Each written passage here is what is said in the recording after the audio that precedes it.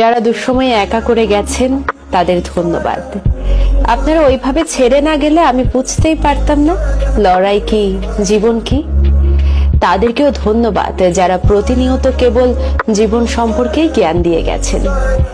রাত ভোর অন্যের যন্ত্রণার গল্প শোনার চাইতে ঘুমিয়ে যাওয়া যে ঢের ভালো, এই রিয়েলাইজেশনটা আপনাদের দেওয়ার শিক্ষা থেকে অর্জন করেছি।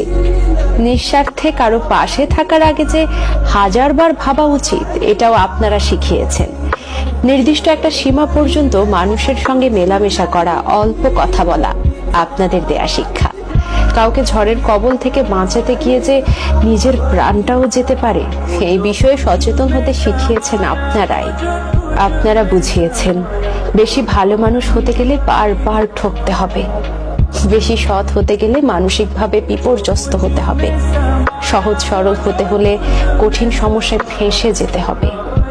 আপনাদের ধন্যবাদ যাদের কাছে আমি একসময় আকুতি মিনতি করেছিলাম সামান্য মেন্টাল সাপোর্ট দেওয়ার জন্য, অথচ যাদের অজুহাতের অভাব হয়নি। শুনুন, দুঃসময় কেটে যাবে, কিন্তু খারাপ আচরণ, অজুহাত ও আপনাদের অশিক্ষার থেকে খুঁজে পাওয়া শিক্ষাগুলো সারা জীবনের জন্য মনে দাগ কেটে যাবে, যা কোনোদিন ভোলা যায় না।